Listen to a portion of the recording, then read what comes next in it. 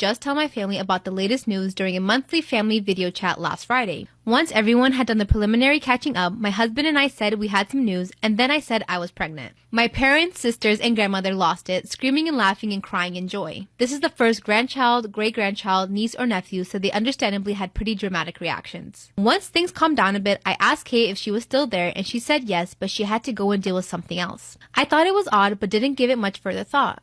Later, I get a text from Kate saying that she was going to make a pregnancy announcement then too, but that I had ruined it. I should have asked her specifically before making the announcement because she, as the firstborn, should have been the one to have the first grandchild, and that my child would get all the attention and love and hers would get second rate. I sent her a text saying that I had no clue she was pregnant and congratulating her, and that I was so sorry she didn't get to make the announcement when she wanted to. I then, possibly quite stupidly, asked her when her due date was, and Kay said, "Don't worry, you're first," and has not answered anything since. So, am I the asshole? So I walk in on my cousin and my boyfriend doing the dirty on her couch. They quickly get up from the couch and get dressed. Of course, by that time, I'm in hysterics. I'm crying and yelling. My boyfriend instantly got on his knees and begged me for forgiveness. I went up to my cousin and I punched her right in the face. She wasn't expecting that. And I said, "Well, this is the guy that you've been dating, isn't it?" She said yes, and that she was just trying to find the best way to tell me. And so she just thought the best way to tell me was to get me to walk in on her and him doing the dirty. I punched her again. My boyfriend came to her rescue though. Instantly went into hero mode, which made me even angrier, so I punched him too. I stormed out of her house and went back to my house. Well, I told my parents everything, and my dad went over to my uncle's house, my cousin's dad, and he told him everything. She was about to turn 19, so he took away her phone and her car. And I get a phone call from my...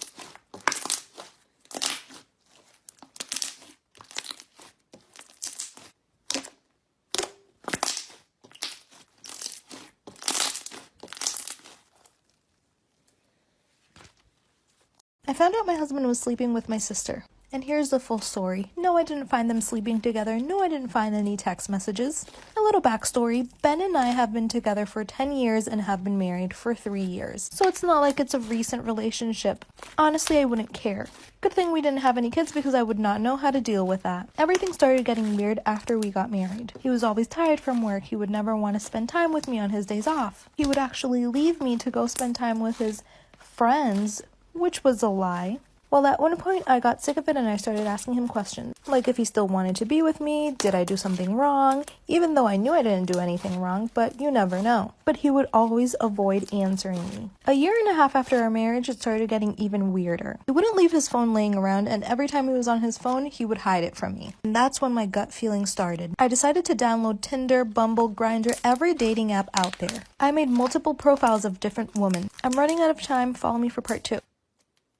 I am the eldest of 3 sisters, 23, 19, and 17. My youngest sister's boyfriend has made these really weird eyes at me before and has said flirty things, which I've always ignored and told her about. She would just go, "LOL, that's just how he is. He doesn't mean anything by it." That's trifling as hell because you are my baby sister's boyfriend and it's gross AF for so many other reasons. Last night, my middle sister came to my apartment just to hang out. One minute we were watching Netflix and drinking wine, and the next minute she's breaking down crying, confessing that over her winter break, she slept with our younger sister's boyfriend. I was so shocked, the ability of speech failed me in that moment. I just sat there flabbergasted as she gave me the entire 4-week account of this fling that she had with him. She had just gotten out of a longish-term relationship herself and was heartbroken. According to her, he was around and down for whatever. When she was done, I asked her why she was telling me this, and she said that she hoped I'd be able to tell her what to do. I told her this is going to crush our sister because she has always talked about being the ugly little sister and being stuck in our shadows, which couldn't be farther from the truth. She really placed a lot of her self-worth and value in this relationship and she will be devastated. I think she deserves to know, so I told her that this is an ongoing mess that continues to haunt me. My sister is recently engaged to her boyfriend of many years. He proposed to her at one of our family barbecues and I was really happy for them until I saw the ring.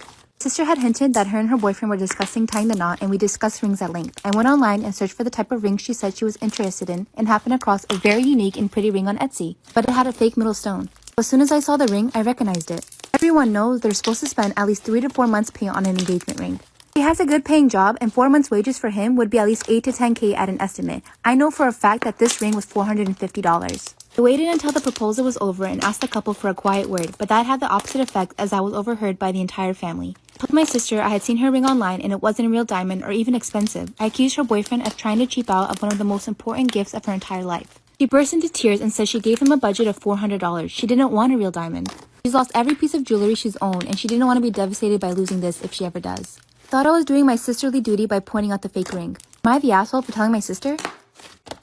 Okay, so can we please talk about how McDonald's is responsible for one of the biggest conspiracies? Yes, McDonald's. It became a massive FBI investigation and involved one of the biggest Italian mob families in New York. Well, around 1987, there was a little bit of a decline in the fast food industry, and McDonald's was really feeling it, so they were like, oh my gosh, how can we improve our sales? And this is when they decided to partner with Simon Marketing. And they had some amazing business ideas. They helped them come up with the Happy Meal, and they helped them come out with the Monopoly game. I don't know if you guys remember this, but I used to play it a lot as a kid. You would get this little sticker that you could peel off on the back of drinks boxes. It would offer you a free Big Mac, a drink upgrade, but some of them offered way bigger prizes, like jet skis, cars, all the way up to $1 million. Yeah, I never found one of those. But you could always bring it back and add it to your Monopoly board. And anyone could participate even if you didn't buy anything from them. Like you could just go in and ask for a chip or else it would have been considered gambling. McDonald's sales jumped 40%, so they were making bank. But it didn't take long for someone to tip off the FBI. When you go to sleep tonight, don't do what she did. Once there was a young woman named Alicia who moved into a very old house with her parents, but she could have never expected the horrifying things that this would lead to. After living in this house for a few weeks, things started becoming strange. Alicia noticed she was becoming weaker and feeling sick. Pretty soon she couldn't leave her bed and would sleep for most of the day. The doctors came to examine her and everyone wanted to find out what this mysterious sickness was, but no one had any answers. Until one day Alicia passed away while sleeping. Then after her funeral, her mother came home and with a broken heart began cleaning her room. That's when she noticed something strange about Alicia's pillow. There were 2 small red stains. She picked it up and realized the pillow was unusually heavy, so she called her husband to go look at it with her. Then Alicia's mother felt something inside the pillow move. Her father opened the pillow and took all the feathers out. There they saw something crawl out. It was a monstrous black spider. Night after night, as Alicia lay in bed, this huge spider had been slowly drinking all her blood through her pillow.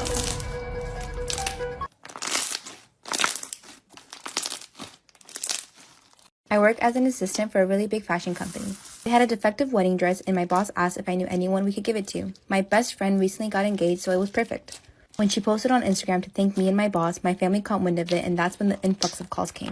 I do not have a good relationship with my family. My parents kicked me out when I was 16 after I came out to them, and my sister wasn't much better.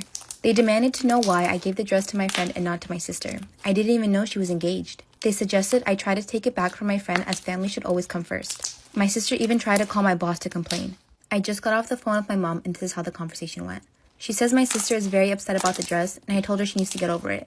My mom says I can make it up to them by giving her another dress. I posted one last night on my Instagram. It's a $12,000 dress and that's the one my sister wants. And I told her, you expect me to give you a $12,000 dress when you kicked me out when I was 16? My mom says, that was a long time ago and we're talking about your sister, not me. When I refused to give the dress, my mom says the least I can do is help her buy one. At this point I hang up and I've been avoiding them since then. When my daughter was born, she had dark skin and looked like her parents could be of African descent. My husband was furious and accused me of cheating and left right then and there. He told everyone on both sides of the family what happened and wanted a divorce. Then his friends and families all called me to say how upset they were and called me really nasty names. My mother was by my side the entire time as I kept professing my innocence. He refused to pick me up from the hospital, threw my stuff out on the lawn and changed the locks. When my sister called to get the baby stuff, he texted her a picture of a bare nursery room and said he got rid of everything. He even destroyed my art studio. Eventually, he agreed to do a paternity test and he was 100% the father. No one could believe this, so he did it again and he was the dad. One of his cousins did the ancestry thing and found out there was 30% of African in their family. This made Jim's paternal great-grandmother admit to having an affair around the same time Jim's grandfather was born, and because he could pass as hers, she just assumed her husband was the father. Since then, he's been reaching out and everyone has come to apologize. I told him I needed time and he asked to see the baby and I let him, but I'm too afraid to physically hand her to him. I've never cheated and have been 100% innocent all this time. Am I the asshole for not wanting to give him a second chance? Part 2 of why you should never let just anybody around your kids. So we go to check out the smell in the basement. There my babysitter is, laying next to a pile of her own shit. My parents wake her up and everyone's covering their mouth and nose with our shirt. I'll go upstairs because the smell. I let my parents deal with that shit. Literally. I hear my dad yelling at her and telling her to get out. She explains that she used to be a full-time nanny and she has nowhere else to go because they kicked her out. If she was shitting on the floor, who the fuck wouldn't kick her out? She says she did that because she gets really bad anxiety at night and can't go upstairs or we would hear her and wake up. Because you have anxiety does not give you the right to shit on the floor. I have anxiety. Do you see me shitting on the floor? So my parents kick her out anyways, like any reasonable person would. And we thought that was the last that we were gonna see of her. But one night at like 2 a.m. in the morning, I hear a tapping on my window. So I wake up and there's my babysitter staring at me through my window. She looks sad and she like motions for me to let her in. I'm looking at her like, the fuck no? And so that sadness quickly turns to anger and she starts banging on my window. My fiance and I are getting married this September. The issue lies with the dress code. We have been clear from the beginning that this is going to be a white tie event, so of course there are strict rules attached to that. One thing we are really looking forward to is our wedding shoot. We have spent a large amount of our own money on a photographer. The photographer is highly sought after in our area, and we were lucky to book him last year in advance, so naturally we are taking this seriously. The invitations we sent explicitly told our guests what we would be expecting from them. White tie, no unnaturally dyed hair, no